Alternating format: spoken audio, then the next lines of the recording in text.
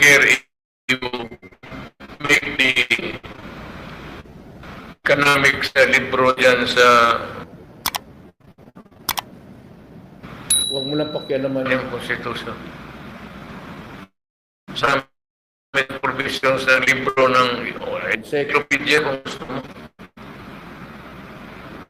Let us not, beat around or find excuses to just huwag na tayo magbulahan dito kasi matanda.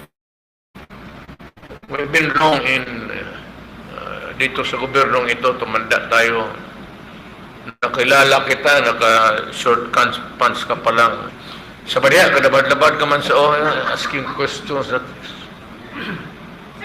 you're saying that you're fine except the term of office. So if you are fine, which one should be amended? And which part of the economic... Wala na, kasi dapat doon, kung elected ka doon lang. But if you can do it na i-amend mo, but the problem is, if you amend the Constitution and you are the incumbent president, you have all the resources to get what you want. Kaya mong bilhin pati yung barangay captain, so what result would you want? Huwag na tayo magbulan dito sa Pilipinas. Sabihin ko, ipadaan natin ng referendum, plebiscito. Bilat. Kung gusto ng presidente, the resources are there for him to utilize. Pagkabobo naman niya pag hindi mo matalo pa sa whatever it is, a referendum or a plebiscite or a result of a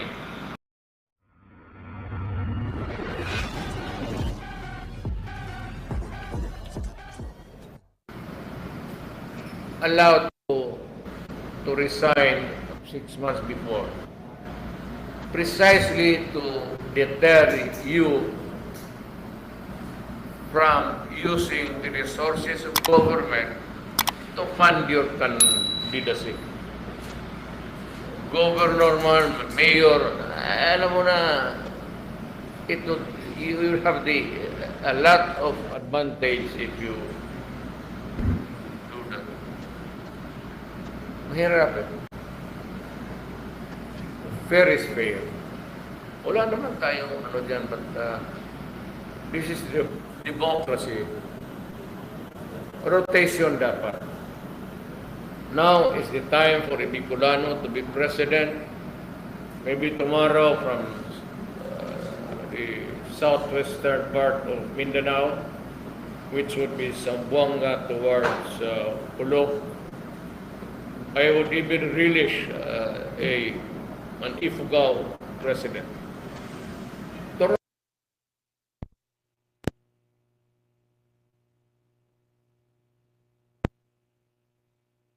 Sabi, one term, only, period. 2 terms, tapos barred forever. So kung saan tayo na ilagay sa posisyon natin ngayon, yung batas na yun, should bind us. Isa lang, dapat isa lang. Yes, sir. Dennis. Kung ikaw na agkaroon sa posisyon nila, kung sa'yo ang ngayong dapat i-agenda sa 1987 Constitution. And secondly, anong sa may tabunan po na itong prayer rally sa Luzon? The second question is not clear to me. The second question is, anong sa na po may tabunan na tayo himuon ng prayer rally sa Luzon? Wala, I do not think that yung first question is relevant naman yun. Kasi wala naman akong nakita sa horizon na any attempt to circumvent, go around, or move forward, or anything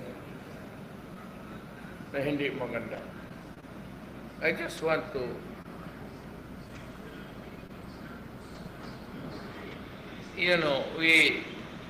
live on our time. Kung saan tayo dinatngan ng swerte natin sa buhay ng Constitution and your destiny, nandyan lang tayo. Because this is what a democracy. Do not tinker with the cyclic movement of a democratic state. Do not introduce something which is foreign or not aligned with the original intentions of those who made the charter. Sundin lang natin yung the intention. Kung ginawa 6 years, 6 years. Now, kung nandiyan ka 6 years, diyan ka lang. You want to make changes, make it another successively, walang limit, fine. But you should not benefit from it. That is really what democracy is all about.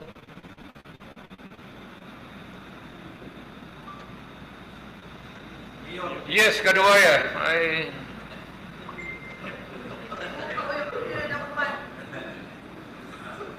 Sir, what made you change your mind? Previously you said no for DI, no for figuring the Constitution. What happened?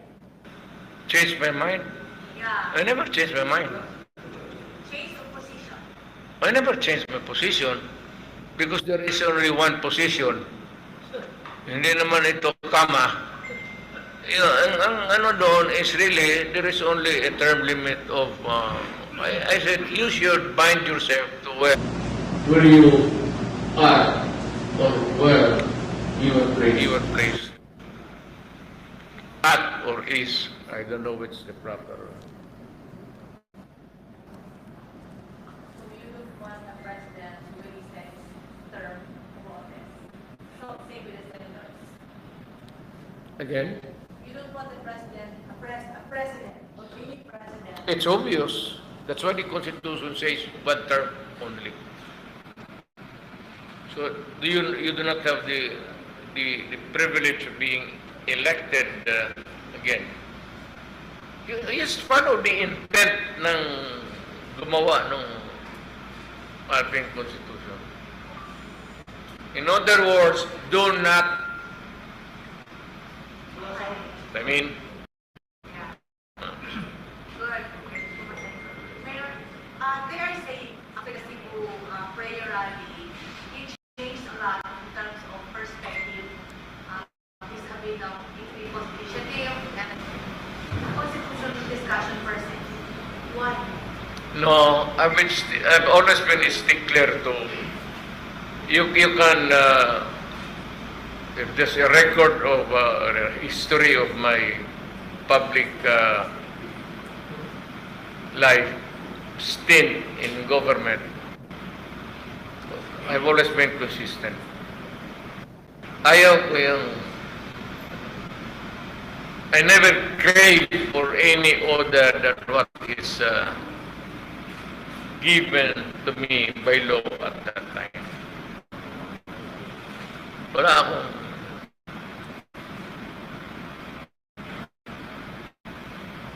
If you were to suggest what provision, what economic provision in the 1987 Constitution should be amended? I don't care if you make the economics libro dyan sa huwag mo lang pakialaman yung Constitution. Sa may provision sa libro ng encyclopedia kung gusto mo.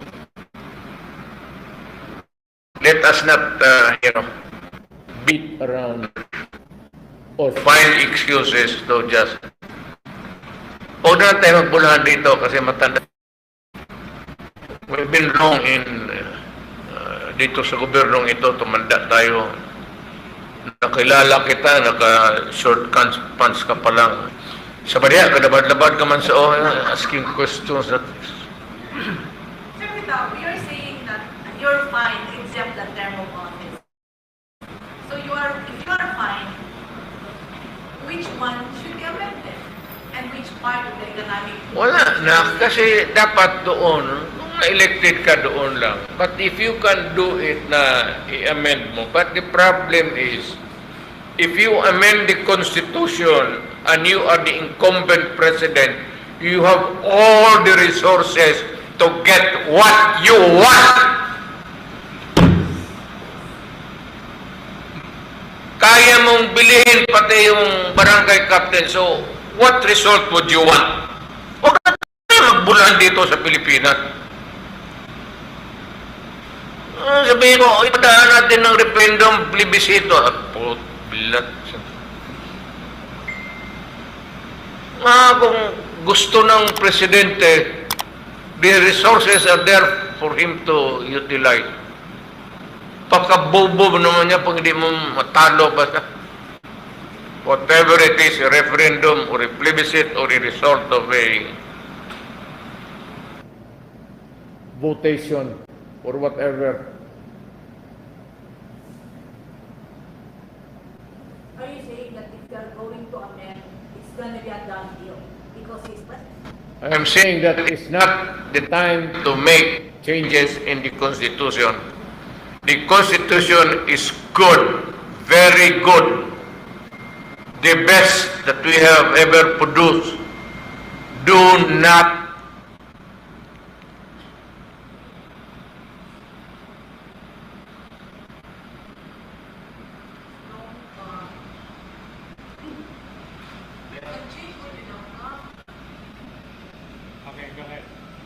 Yes, ma'am.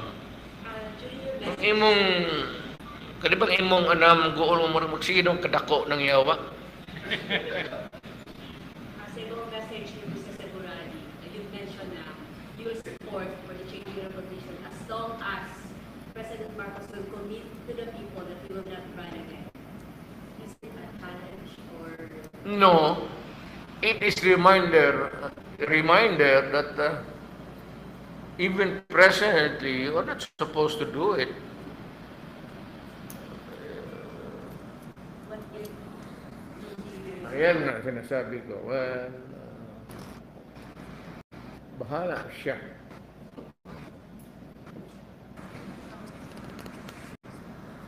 But it's, you begin to tinker with it.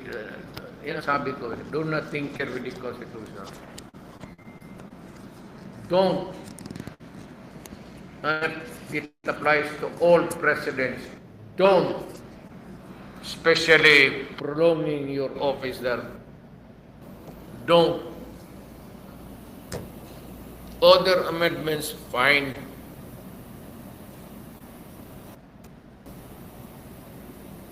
Pati congressman, pati masama talaga. Ano? Well, ganito na lang. Gusto mong baguhin from ngayon 6 years, you make it 10 years for one term. Maganda. Pero baka sa pangalatlong dekada na yan, huwag ngayon. Kung meron man tayong gawin, hindi para sa atin, para na sa mga ating anak. Huwag para sa atin, kasi yan, that would trigger a lot of friction in society. Magkakaroon ng initana eh.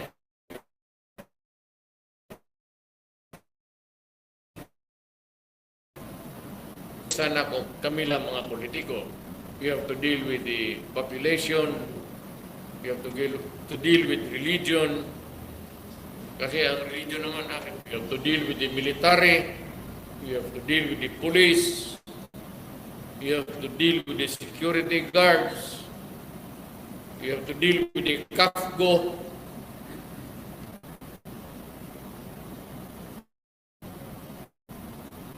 Puro may armas yan.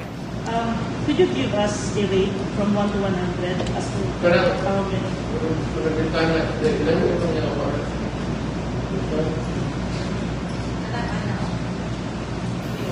Tugnaw.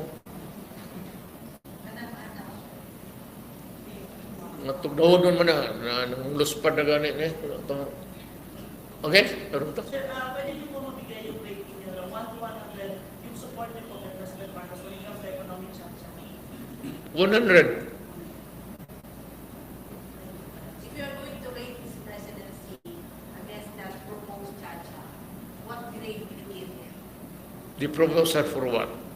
You have to have, you have to, you know, Economic Chacha now. if you make me choose something, make a face on the other side. Chacha? Yeah. Chacha, but okay. Walang problema. As long as I said, do not tinker with one particular sentence there about the presidency.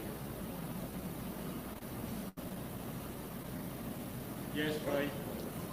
Mayor, we got your point on the term limits, that you would be okay with it for as long as it will benefit the current officers. That's term limit. How about the form of government? What's your take on it?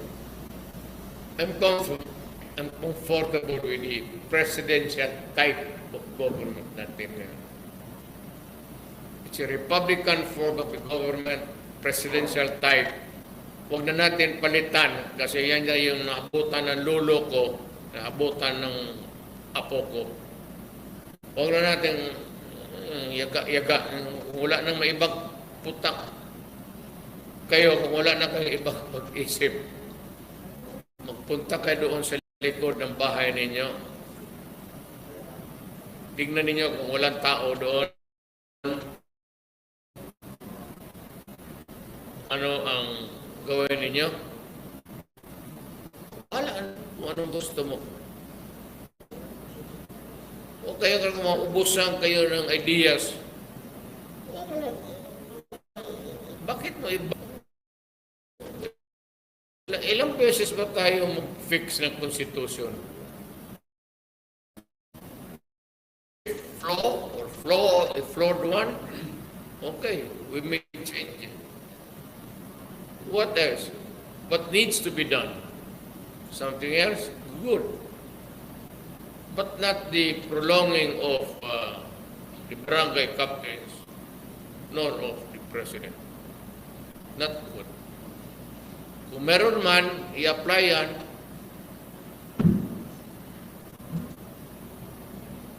Si Ruth.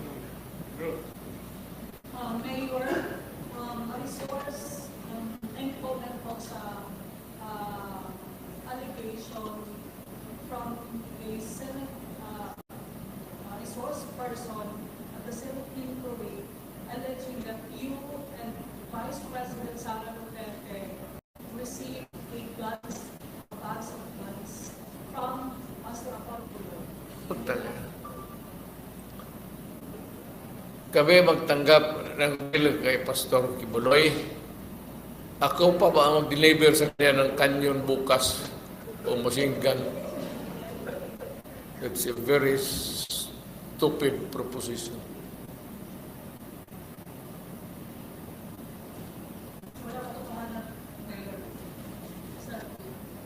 It's silly.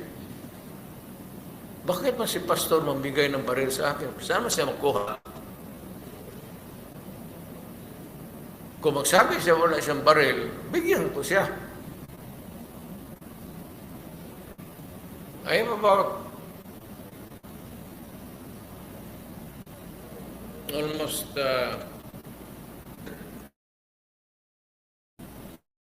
collectors category ako. Ibig sabihin, bili ako ng bili, pero hindi ko magamit. I can only use one. I can carry gun only one of the entire collection, maski mag-abot ng 50 million. You're only allowed by the authorities to carry one gun, not even a rifle. Hunting, maybe. Shotgun, okay. But military hardware, no.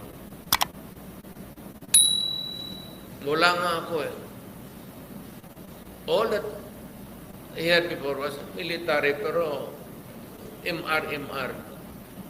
Because sitwasyon, alam mo na, mayor ka, punta ka ng bukid, hindi mo na malaman kung sino yung kalaban mo. Hindi mo talaga alam kung sino ang gustong gorgor sa iyo.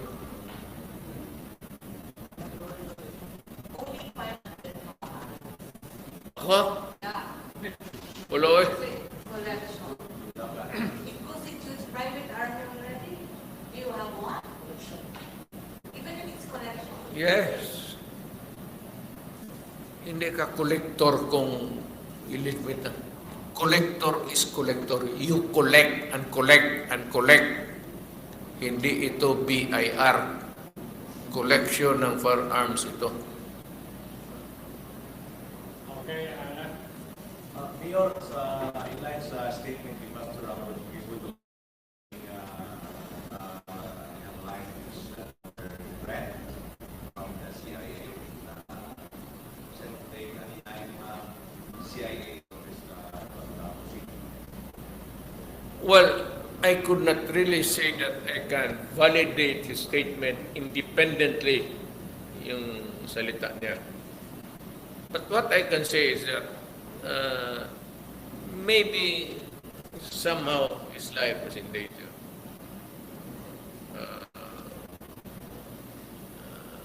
Alam mo, ang kaso niya sa Amerika eh. Hindi naman dito. Wala naman ang kaso si Presidente, si Pastor Tuloy dito. He's free to move around. And the process there, extradition.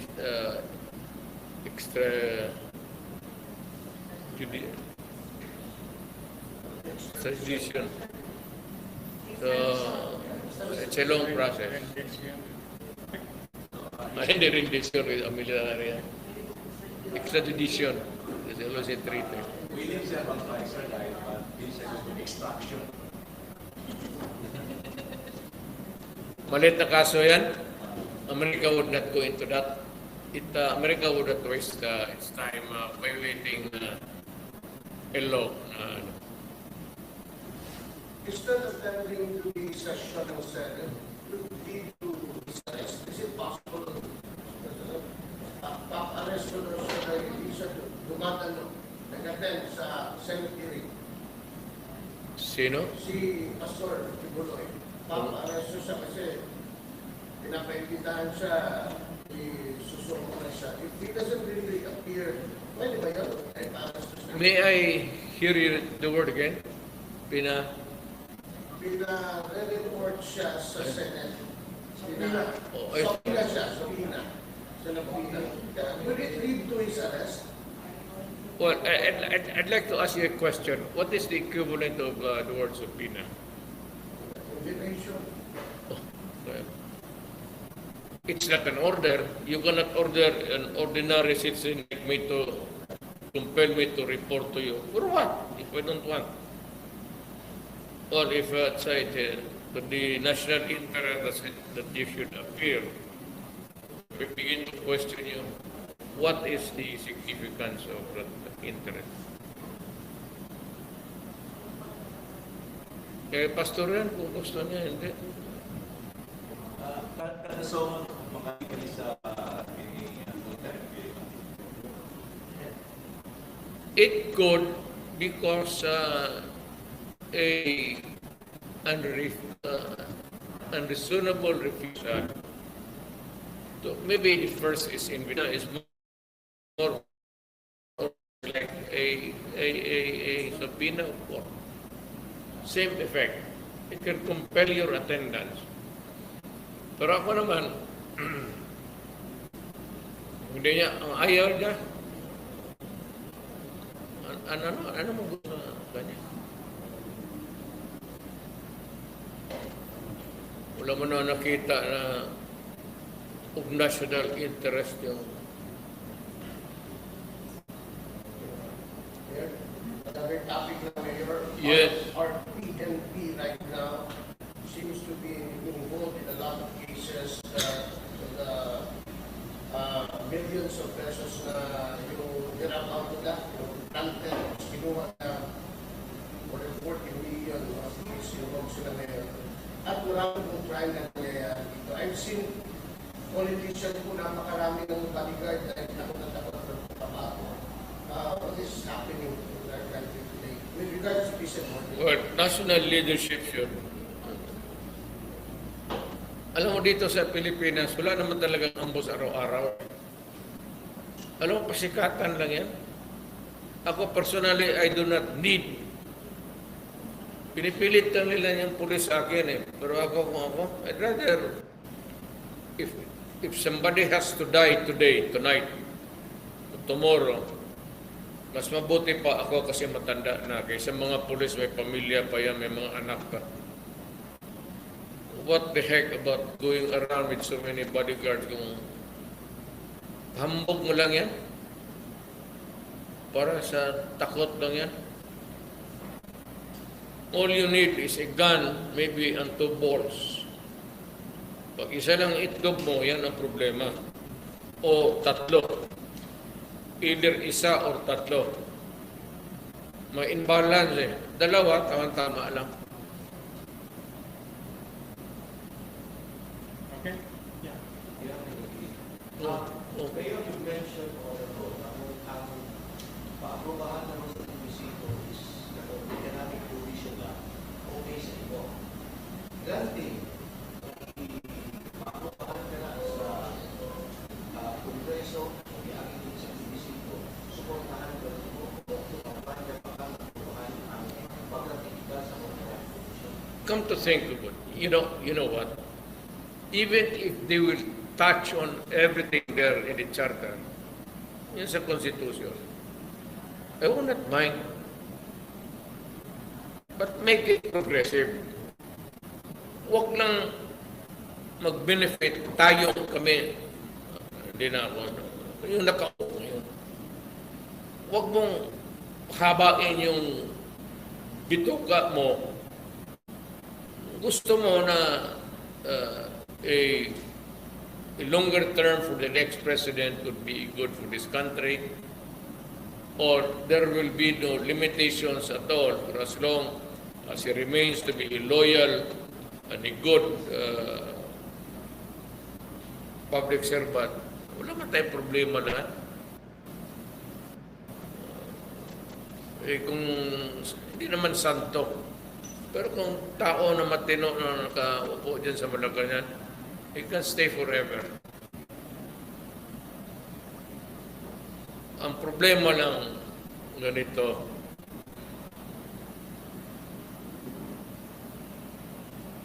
nag-iisip ako ng malalim. Problema kasi si Jesucristo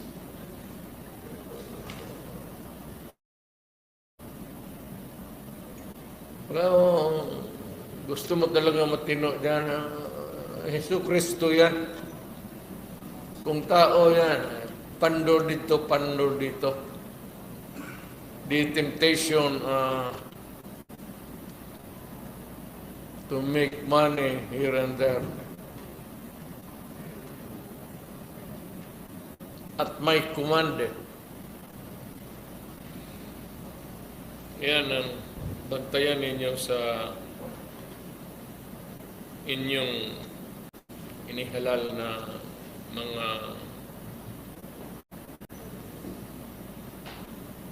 officials.